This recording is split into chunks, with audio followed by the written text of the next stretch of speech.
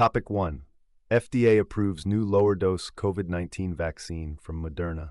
The U.S. Food and Drug Administration FDA has approved Moderna's new lower-dose COVID-19 vaccine, mNEXSpike. This vaccine is developed at 1/5 the dosage of the existing Spikevax vaccine, with a precise immune target adjustment. The FDA has authorized its use for adults aged 65 and older, as well as individuals aged 12 to 64 with high-risk health conditions related to the coronavirus. This approval mirrors the restrictions placed on competitor Novavax's vaccine, reflecting vaccine skepticism from figures like Health Secretary Robert F. Kennedy Jr. and other Trump administration officials. Unlike the new vaccine, Moderna's existing vaccine is unrestricted and has been used across all age groups for over 6 months. The FDA's approval is based on a study involving 11,400 participants aged 12 and older, demonstrating that the new vaccine is safe and as effective as the existing one. Recently, the Trump administration canceled funding for Moderna's potential pandemic flu virus vaccine development. Topic 2. European Union responds to Trump's steel tariffs increase to 50%. The European Union (EU) has criticized President Donald Trump's decision to double steel import tariffs from 25% to 50%, warning that this adds further uncertainty to the global economy. The EU has stated it is prepared to take countermeasures in response to the U.S. tariff increase. If a mutually acceptable solution is not reached, existing and additional EU measures will automatically take effect on July 14th or earlier if necessary. Trump's announcement of the tariff increase was made at a rally with U.S. steel manufacturers and has been criticized by the Canadian Steelworkers Union as a direct attack on Canadian industry and workers. The Trump administration's tariff plans are facing challenges as the International Trade Court has halted Trump's country-specific tariffs, impacting the broader U.S. trade strategy.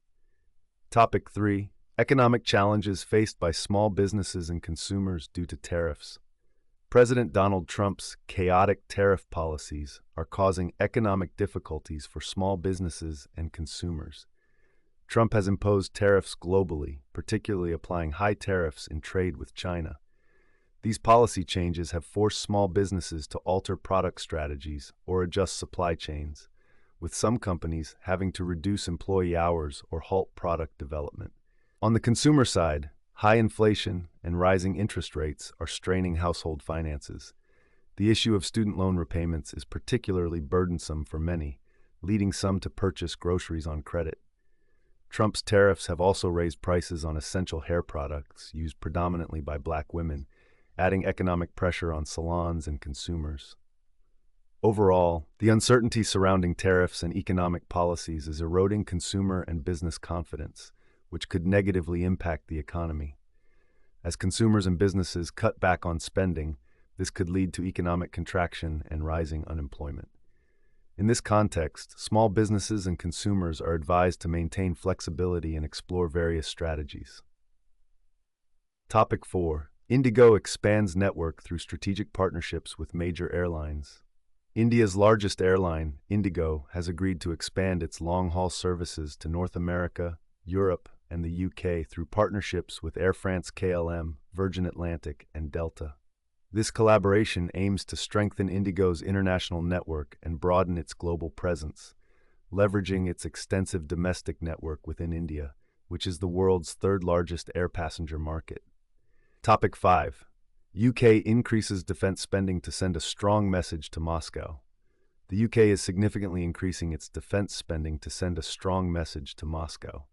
Defense Secretary John Healey announced that the Labour government plans to raise defense spending to 2.5% of GDP by 2027, amounting to approximately £13 billion, around $17 billion annually. This DEC